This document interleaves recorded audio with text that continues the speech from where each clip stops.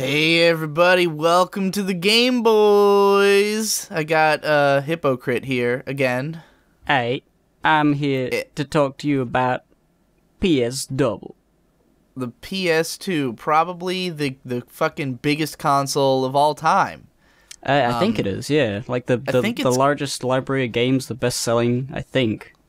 I want to say that's all true, and I don't care to do any research. Yes, that's what we're known for here on Game Boys. Yeah, it wouldn't be in character of the show for me to go and like be completely accurate about everything. This is such a fucking huge console. Like as I was going through the games list, I really had to limit myself. I am only going to talk about games that I have literally played Yeah. because I've got like over 30, maybe even over 40 games just that I actually played on the PS2, which is not even accounting for the massive fucking number of important ones. You know, like there's no way we can cover every PS2 game that's relevant to anybody because there's too fucking many. Yeah. I think you said you own over 100 PS2 games? Yeah, on my shelf right next to me, there's over 116 PS2 games. I think one or two of them are like duplicates. Like I've got the normal one and then the platinum version. But yeah, it's a lot of games. And my brother has like 20 or so games in his room, so Holy shit. it's a lot. Yeah, well, to jump right in to like our histories with this console, like for me it was a funny sort of trajectory cuz we got the PS2 primarily just to play .hack. Like my family were big Nintendo fanboys. It was probably 2003. So PS2's already well into its life cycle by this point. We've been big GameCube boys, as discussed in the last episode. I had like every fucking GameCube game. But then we were big fans of the anime series .hack sign. And they made these .hack video games, first one being .hack Infection. And like I wanted to play it really bad, and Victor wanted to play it really bad, but he made that more clear. Like, we were in GameStop one day, and he really wanted that game, and my dad was, like, gonna buy each of us a game, and we were like, oh, it's on the PS2, we don't have one, and my dad's like, oh, I'll just buy one then. Like, I don't know why. It was out of nowhere. It was totally out of character for him. Well, not out of character, but he didn't usually, like, be able to throw down that much money all at once. But for whatever reason, he threw down on a PS2, and we got .hack Infection and Final Fantasy X, and those were the first games. But, like, that didn't get me into the PS2, so for, like, a long time, it was just those two games. How did you end up with the PS2?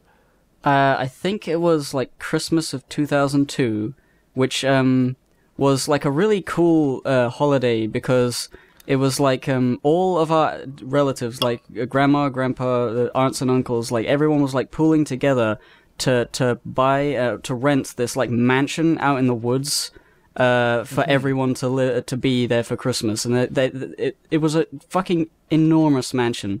That's Yeah, amazing. it was fucking amazing. Like they had so much fun because they did like you know, they dressed up and did like a murder mystery, and everyone had like the dresses on, and they went around the mansion, and that was, I was too young to understand what was going on, but like I know that they had a lot of fun with that. And the thing that I remember most of it about it was the fact that the Christmas tree, which was pre-decorated when we got there, was literally an actual pine tree, like the actual size of like the roof of the living room was big enough to house it. So it was like the most amazing Christmas ever, and also the PS2 was when I got the PS2, and those are the two things I remember. I remember this gigantic mansion with this huge fucking living room with like stuff, and there was just a little TV on the side, and I was playing PS2 most of the time. Incredible. And I was playing a fucking Tarzan Freeride. I think we had 3 games. I got Tarzan. My brother Henry got Ratchet and Clank, and my brother Charlie got Jak and Daxter. So they got the actually good ones. But I thought you got the fucking short end of that stick. Yeah, but at the time I had no idea because like, oh, I love that movie, and you know, Yeah. I played the shit out of that. I was old enough by the time we had a PS2 that I knew that licensed games were bullshit, and like my PS2 experience was mostly playing either games that I had heard were great or that I had an interest in because they were JRPGs, and like we'll get into that. later. Yeah. But because for me, I had like 3 stages of the PS2. It was like that early stage of just having 2 games, and then I discovered, like, I got big into video games as a result of playing Sly Cooper. Like, that game changed my outlook on games for a little while. And then I got way into, like, the Sly Cooper, Jak and Daxter, like, those kind of games. And then I discovered JRPGs, because I was a huge anime fan at the time. And realizing that JRPGs were basically anime, but a game, I got, like... I bought a ridiculous amount of PS2 RPGs, none of which I ever beat, but all of which I will talk about today. Yeah. Fucking the... I was gonna say something. I was gonna... Oh, fuck it. My brain's muddled today. What should we do? Should we just go through the games? Because there's so many of them. Yeah, I mean...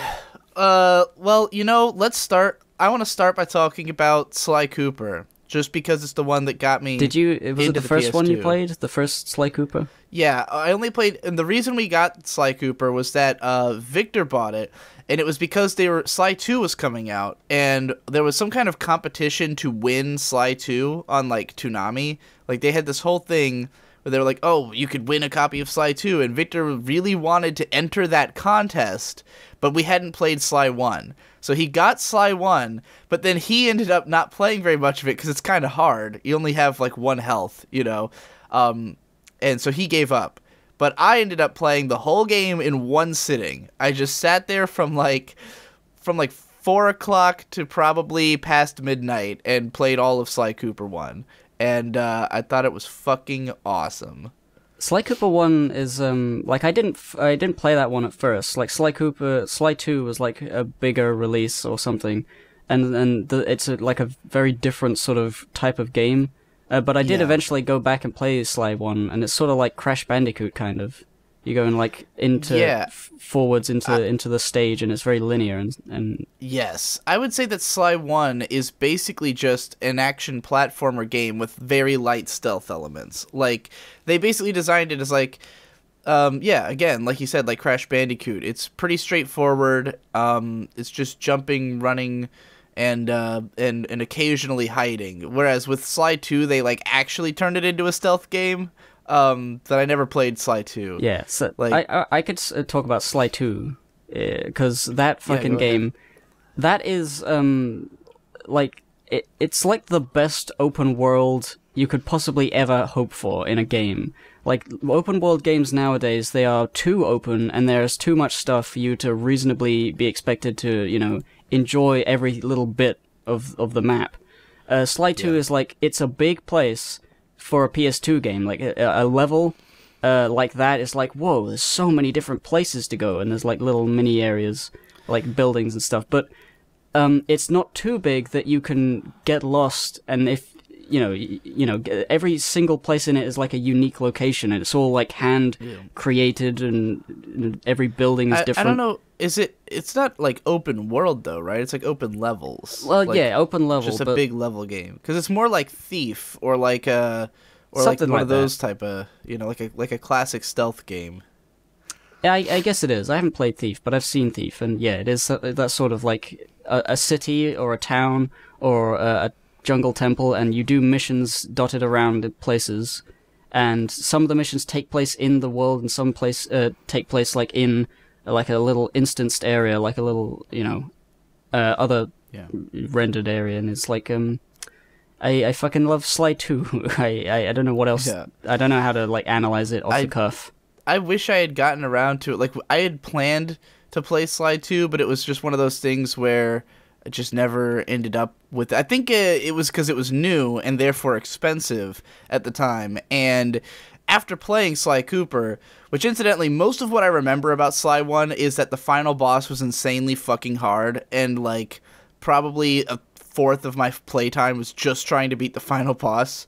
And I remember it especially because my family had got pizza that night, and like everybody was kind of hanging out and having pizza, but I was like zeroed in on beating this game. And so I'm like eating a slice of pizza while fighting and just like trying to beat this boss, and like that was just, it was such an engrossing experience that it got me to want to play video games. And then, you know, Sly 2 was coming out, but it was expensive, whereas I could go and play Jak and Daxter and Ratchet and Clank, and all these games were like $10 now, you know, because they'd been out for years. So that was where I played, after Sly Cooper, I played Ratchet and Clank, and that was what sold me on, like, the whole thing, you know? Fucking Ratchet and Clank's so fucking good. I used to think at some point, because Ratchet and Clank 2 was like a faster, better version, and Ratchet and Clank 3 similarly. And then I used to think, oh, Ratchet and Clank 1's slow and boring and it sucks, but I played it like kind of recently, and it's still like one of the best games ever. Like it's just so fucking tight. It's just it has. I feel like that game has everything that I wanted a game to be at the time, where it's like, it's 3D, the environments are big enough to like kind of wander around, but also it's a level, you know? Like, it's not an open world, it's not open levels, but like, you can't tell how linear it is almost, because there's like branching paths, and there's like just really well thought out. Like, it feels, everywhere feels big. Every planet you go to feels like a full experience. Like, oh man, I really went on an adventure. And then there's like a shitload of them. Like, the game is fucking long. It's like probably 15 to 20 hours long, like, which is pretty big for an action platformer game, you know? Yeah. And there's tons of secrets. The fucking, the skill points. Way better than achievement points have ever been, because they don't tell you what to do. Well, I mean, I guess achievements don't either, but like, very specific things that you would never think. But like, there's specific one I can remember where if you on this, I think it's Orxon with the poison gas planet, and there's a pipe, and if you look through the pipe in first person, you can see a little guy, and if you shoot him with the blaster, you get a skill point, and because he's like one of the screamy guys. And you can do things with the skill points, right? Like, yeah, you can get cheats, you can get big head mode and all that sort of silly stuff. I could never unlock all of them, because I remember when achievements came out, I was like, oh, they've ruined skill points. That was kind of how I saw it. Like, oh, they took something that games used to challenge you to do something and then reward you with like a thing in the game, and now you get rewarded with like a number. With nothing. Like, I don't understand achievements at all. Like, to me, it's the most useless shit on the fucking planet. Because it doesn't say anything about you as like a gamer in terms of like your thoughtfulness, or like, did you conquer the game all the way? Because like, achievements can be stuff like, score 700 headshots, you know? And it's like, this doesn't, there's no like avenue of the game that I was missing that I discovered by this. I mean, in single player games, achievements points like that are like completely useless, and they don't do anything. The thing that I've always liked about PS2 games, and the reason that I hated the PS3 is because things went online, and like online stuff was like normal now, so you couldn't really have cheats anymore because multiplayer games, and people would cheat and get achievements, and you know, now it just sucked. But I will say that the only way that, like, I have played World of Warcraft for a lot, and I liked the achievement system in that game. It is a Skinner box, kind of, like, you just see the numbers, because every achievement gives you a certain amount of achievement points, and more, you know, difficult achievements give you more points, and then it just gets added to a big thing. And if you right-click on a player, you can see how many achievement points they have, and you get, like, various titles for getting a certain mount, or certain special achievements and mounts, and you get in-game rewards, and you can get to feel like a cool, badass guy. But in any single-player game, it is completely, like, there's absolutely no point, and I don't know why they still persist. I mean, I guess a lot of people just, like, think of it as a way to show off to their gamer buddies, but, like, who is impressed with your achievements? No one. No one is impressed that you got every achievement in a game. No one gives a fuck, you know? No one was even impressed when I was the first guy to get the Rhino. They were just like, oh, cool. I thought I would get more friends, but I guess they just didn't care. They don't even care. Yeah. Well, you've got a whole video about Ratchet and Clank 1. I do. It's kind of old now.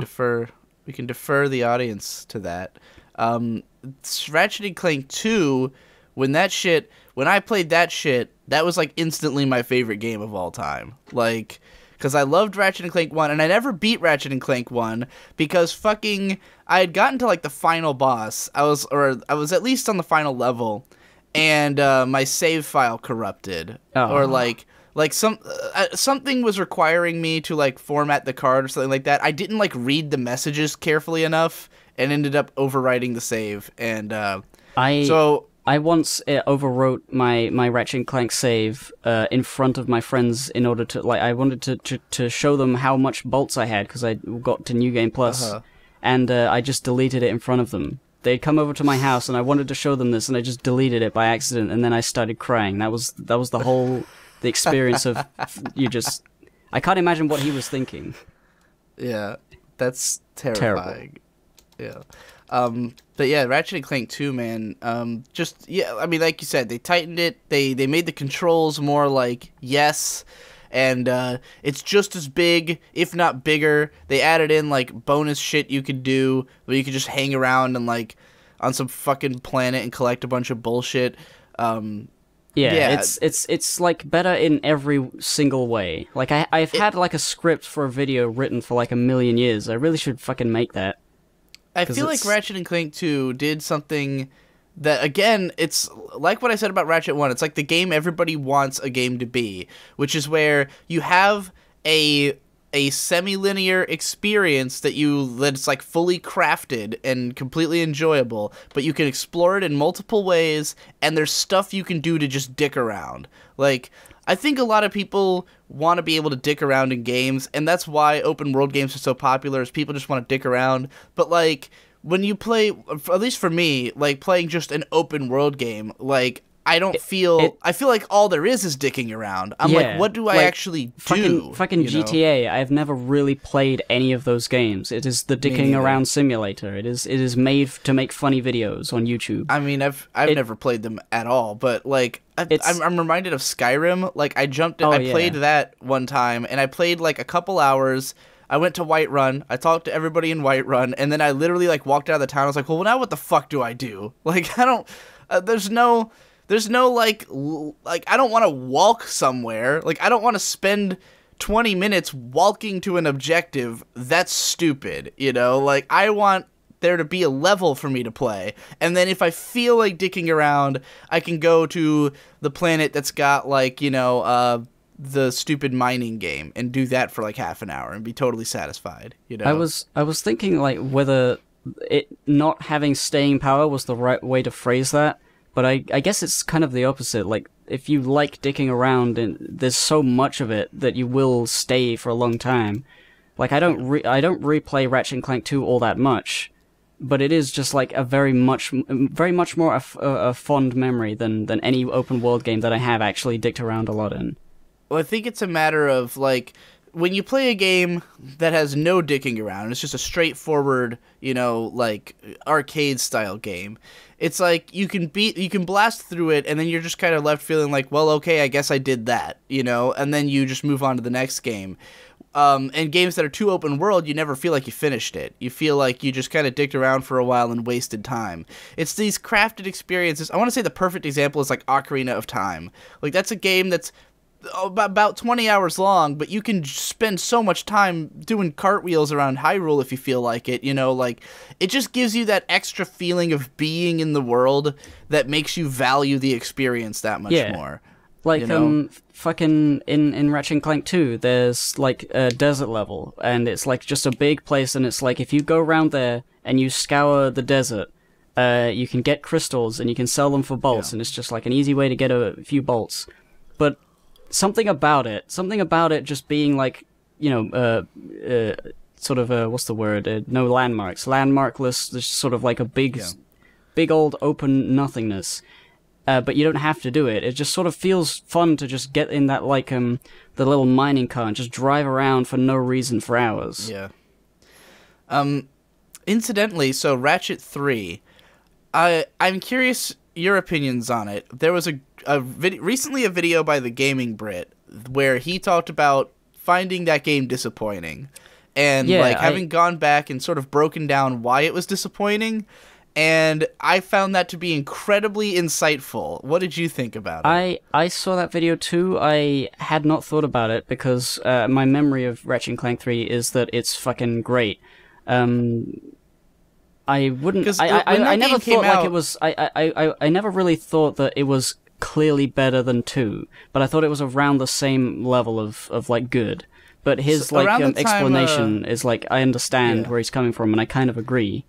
Like the Around the story time is Ratchet kind and of Clank weird. 3 came out, like, I was big into gaming media. Like, I was reading Game Informer all the time and watching, like, G4 TV. Like, I was constantly inundated with gaming news and knowledge. And, like, Ratchet and Clank 3 was one of the, like, the best rated games of that year. Like, it got all these super good reviews. And it was, like, really heralded as, like, the best Ratchet and Clank. Like, all the news media coverage was saying that. So, of course, I was super fucking hyped for it, because I loved the first two. And I only ended up playing, like, 5 hours of Ratchet and Clank 3, if that. And I just remember feeling like, you know, like, I just didn't...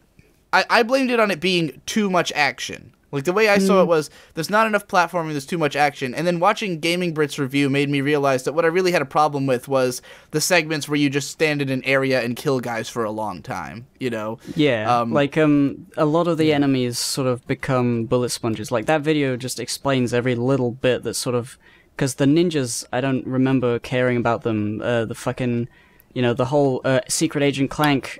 I never really liked that at all. It was kind of funny. The monkey I didn't care for. The only thing I really remember enjoying was the multiplayer, which was the first time I could play Ratchet and Clank with my brothers and beat the shit out of them or lose terribly, because, you know, at that time we were both like sort of the same skill level. And there was that, and then there was the fact that there was a hub, like there was you're a soldier in a hub place, and there was like funny mini games to play in trophy rooms, and like I'd never played a game with that before. That was really cool. I played some of the multiplayer in that, but then multiplayer Ratchet and Clank for me really took off with Deadlocked. Ratchet Deadlocked, very I think underappreciated PS2 game, because it's basically like a weird challenge. Like it's definitely made to be multiplayer. Like I've pretty much always played it as a co-op game, and the co-op campaign is basically like mission based. It's just essentially fuck around with the Ratchet and Clank controls in fun environments and stuff. It's called Ratchet and not Ratchet and Clank because there is no Clank. There is no platforming. There's no jumping and flying. So yeah, it's just like you like the guns. Here's a game full of that, it's and basically I do. An arena I really game. like that. Yeah, it's a great multiplayer game for sure, and especially because it's real short. You can beat it in like 5 hours. So for me and my brothers, it was like every once in a while we'd sit down for a night and just beat Ratchet Deadlocked. You know, the fucking victory music after you win a mission, like the cool guitar bit. It's like the most triumphant music ever, and I occasionally put it on to make myself feel cool.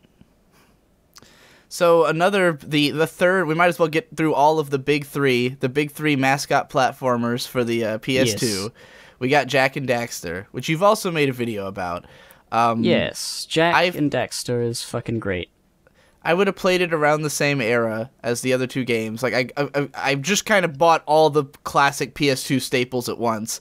And I remember enjoying the hell out of it, but it felt at least incredibly long. Like I was playing that game for a couple of days, and I got probably like 70% of the way through because I was playing it like completionist style, like collect everything in an area and then go to the next area. I think. And at some point it gets kind of hard, and that was where I just kind of gave up. Like I just flaked out. It's funny you say that, because I've heard like from multiple people that, oh man, Jak and Daxter's really fucking short. Where's the game gone?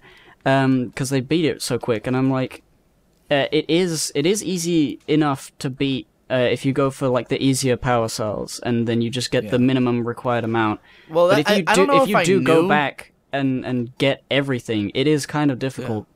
But I don't know whether if it's I knew long. that you could limit like that was another thing Gaming Brit brought up in like a recent video where he was talking about how you can basically, there's a whole lot of optional power cells, and you can just customize your experience by getting these ones or those ones, like, as you go through. I don't think I knew that at the time. I think I was just trying to collect everything because I thought I had to, And yeah, I remember being in like a snow level, and it got really hard, and that's where I gave that up. snow level is diabolical. I mean, a lot of the later levels are diabolical. The fucking Zuma level where you're in the basin and you're trying to follow the rings, like the purple Yeah, and the fuck turquoise that. rings. I remember that being really fucking hard. That took me fucking.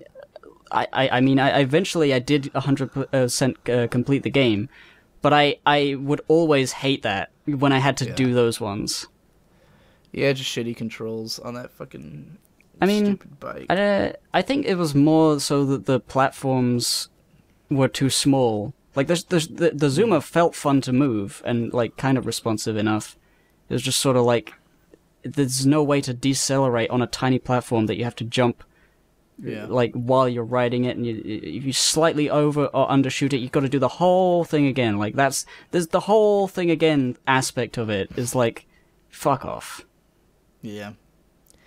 Well, all right, that's the big three. I still have 1,000 games here that I have to talk about. Well, we could talk about Jak 2 and 3. If I don't know whether you played I never those. played Jak 2 and 3 because I never beat Jak 1. Well, Jak 2 is like a notorious. I don't know whether people dislike it for being like a very different game. It's very edgy. I did watch a bit of my brother play it, and I was aware of the changes to it, and I think that's part of why I never got it, because people kept comparing it to Grand Theft Auto, and I never liked Grand Theft Auto, so that's why I never bought it. I mean, I can see the comparison. It's basically take the Jak thing and then zoom into the future like 1 billion years, and then there's like cities and vehicles, and now you can talk and you're a renegade and you got guns, and it's Shadow the Hedgehog, but like it's really good. And I when I was a little boy, I didn't know that sequels had to kind of be similar at all. I just thought, it's the second one. It's completely different. I love it. I want to play it. It's Jak, but he's back and he's doing stuff, and he's a dark eco warrior, and it's really edgy, and I was a teenager and it was like really cool. And yeah, it is kind of like Grand Theft Auto, because you can just walk around the city and steal vehicles, and then the police will chase you and stuff. But some of those missions actually get really difficult. It's like, imagine some of those really difficult Zuma levels, but there's like 100 of those missions, and they're really difficult, and some of the ones near the end of the game are like impossible. I think that's why Victor because I remember Vic playing it for like 5 or 6 hours, and then like it was too hard for him, and he gave up. There's also like mini games where you can talk to a thing in the side, and it's like, okay, now you got to do ring challenges, and those are even more difficult than the mandatory missions you have to complete. Beating Jak 2 as a kid is like a big achievement. Like, people would, I mean, the people who played it and knew about it would be like, whoa, I never did that. Good job. Yeah. So those were the big three mascot platformers, was those 3 series. But like, there was also some other ones that were like similar but did not get the same attention. And I'm curious if you've played either of these. Did you ever play iNinja? No. So iNinja is a game where you play as a little tiny ninja guy, and it's basically just like those games. It's not as well crafted. It's maybe got some issues, but you just like fucking run around and slash enemies with a sword and do platforming challenges, and you're a fucking angry ninja, and it kind of has like a little bit of that. It's very like tween edgy, like there might be a swear or two in there, but it's got a lot of variety. There's parts where you pilot a giant mech. I think it's probably meant to be like for Japanophiles kind of, but like it's a pretty neat game. I beat the whole thing as a kid, and if I did that, then that means it ain't that fucking hard. But I do remember that I think it's one of those where like the cameras were kind of frustrating, and that's why it didn't get the best reputation. But iNinja, worth looking for. Did you ever play Metal Arms, A Glitch in the Matrix or System or something? I vaguely recollect that title. I don't know what it looks like. Metal Arms was sort of like an arcadey version of Ratchet and Clank. Like, the controls are just like Ratchet and Clank. You play as a little robot dude, and you got a bunch of guns. and but it's more focused on the shooting aspect. But like it would put you in these big battle arena levels, like really tall, large levels.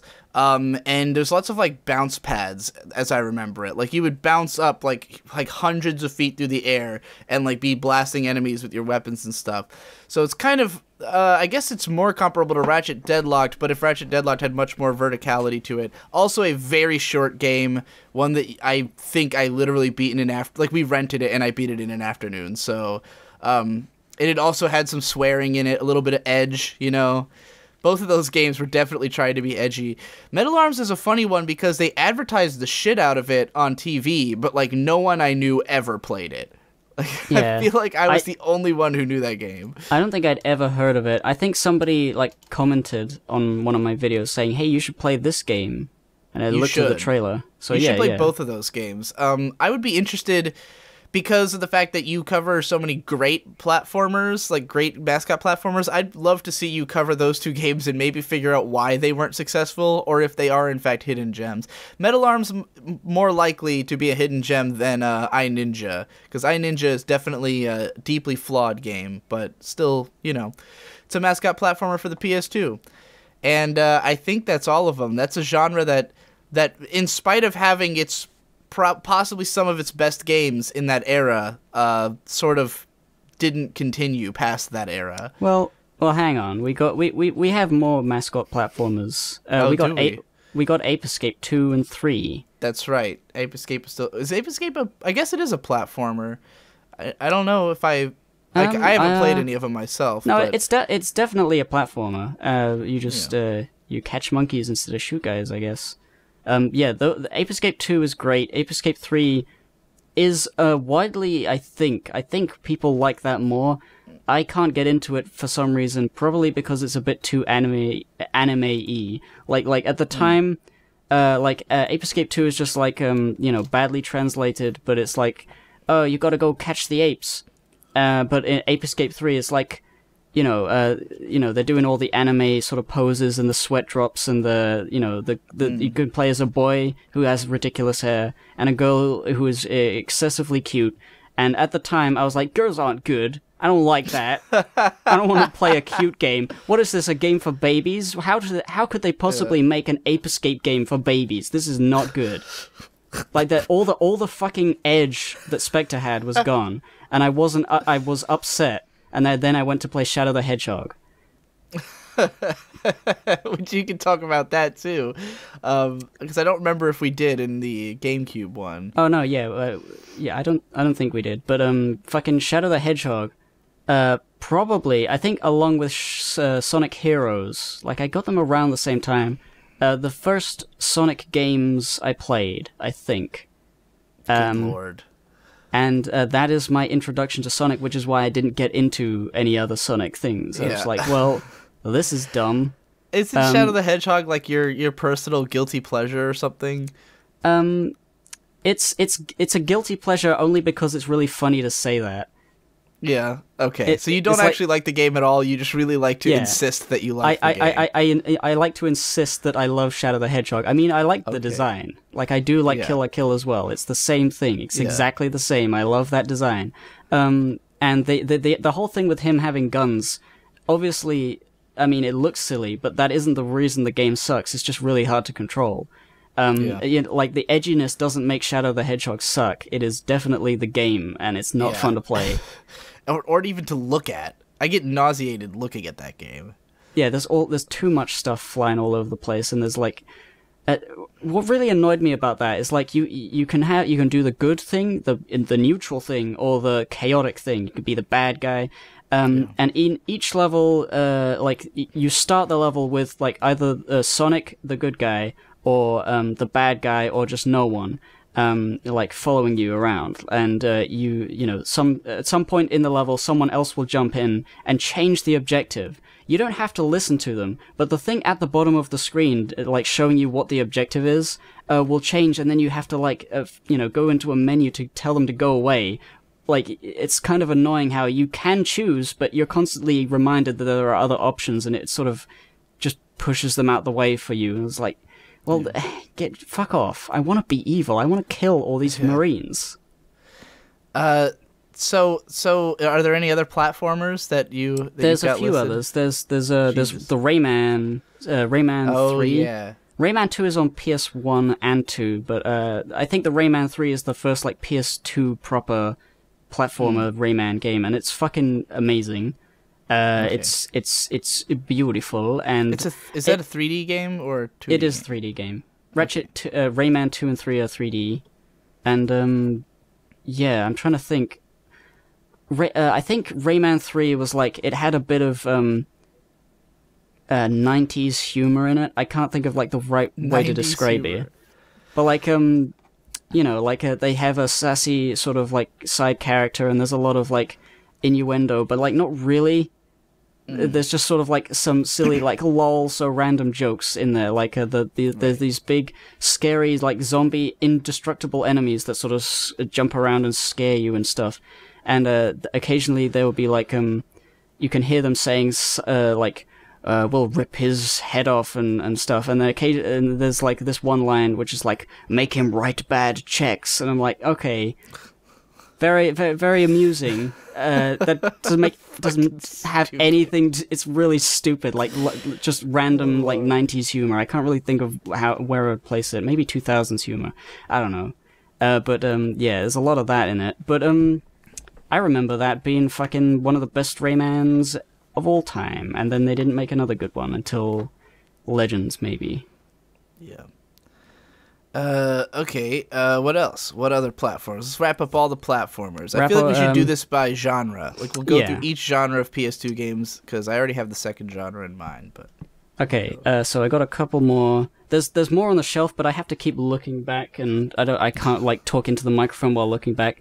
Rayman M, which is kind of a platformer. It's just Rayman, but a racing game, and that's fun. Okay. That's a good one. I've got in front of me Tak and the Power of Juju, which is one of those. I remember that. One of those like absolutely just trying as fucking hard as it possibly can to ride the bandwagon of 2D 3D platformers, and failing miserably because it's a fucking terrible game, and anyone who likes it only likes it because they grew up with it. I would assume it's not fun.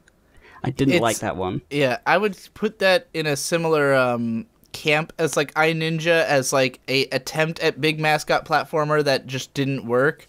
But Tak had 2 games. There were 2 of those. That's incredible. Tak and the Power of Tutu or something. I think it had a more successful marketing campaign. Wasn't there a fucking cartoon for Tak? Oh no. There was a TV show. Yeah, Tak had a fucking show, like a 3D animated show. I remember that. Yeah, they did have a big budget for marketing, because I saw the adverts for that, and I thought, wow, that looks. I mean, it's a platformer, so it must be good. Yeah, it was before I knew. But the last one I want to talk about, which is kind of like a strange one that nobody would have ever expected, which is Garfield 2, the movie, the game. Which is surprisingly fucking amazing and so much fun to play, because I mean, first of all, it's Garfield from the movie, so it's like a 2D, like a shitty PS2 model of like a big budget Hollywood model in the movie, but the movie model looks terrible. And by turning it into a PlayStation 2 model, it looks fucking adorable. Garfield in the game is fucking cute as fuck, and he's so and the fact that it's a super platformer, like Garfield goes around this mansion. I don't know what the movie. I've never seen the movie. He goes around this mansion and he does platforming stuff, and it's completely ridiculous. He has like a super spin move. He has a double jump. He has like a turn into a ball and bounce. If you time it, you can bounce real high. He's got a super long jump, and later on in the game, he gets like a glide ability, and you can see him like jump and then glide for like fucking 10 minutes, like swerving around fucking chimney pots, and it's so ridiculous and so hilarious. I did a stream of it, and I was laughing the entire time. I couldn't stop. It's actually joyous. So if you ever see that game, know that licensed games sometimes are fucking amazing, and that is my favorite one I've ever played. I've been going down a Tak and the Power of Juju rabbit hole here. So there's 3 of them. released in 2003, 4, and 5. And then the animated series came out in 2007. And apparently it's because, I guess, the games and the show were all made by Nickelodeon, which explains the huge advertising budget.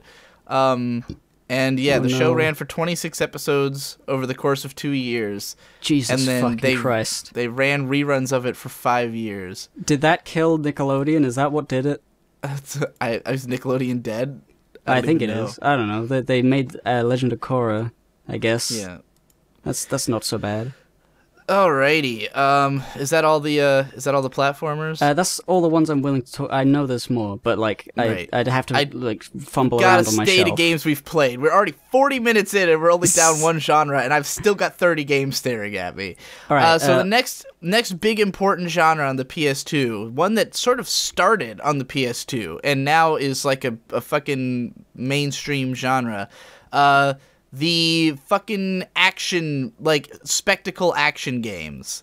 Like Devil May Cry. Yeah. So Devil May Cry... Yeah, I didn't play many of those sorts of games, I don't think. Did you ever play Devil May Cry?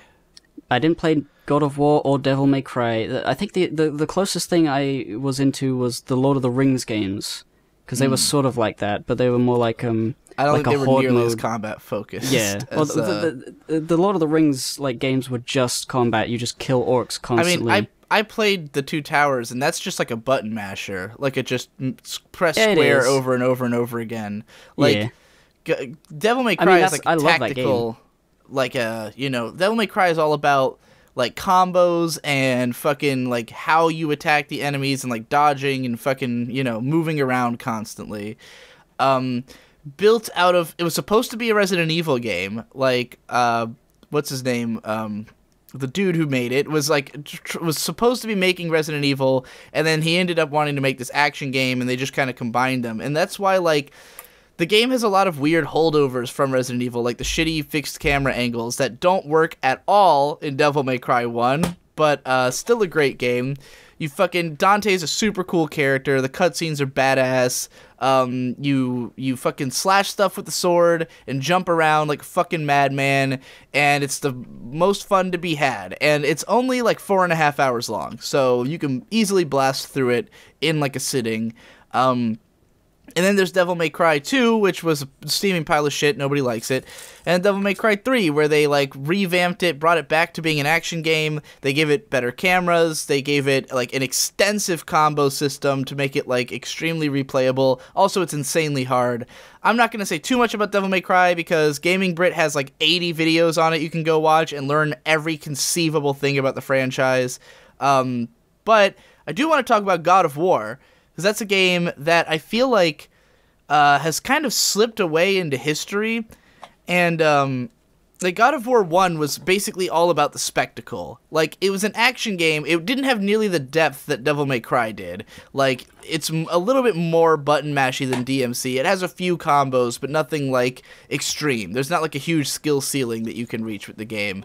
But it was mostly about like the brutality of like you would fucking tear enemies into pieces and like rip their heads in half and shove swords down their fucking throats and stuff. And like it was the first game to have button prompts after you've killed, like you beat an enemy down and then a button prompt comes up and you do like a special finisher move.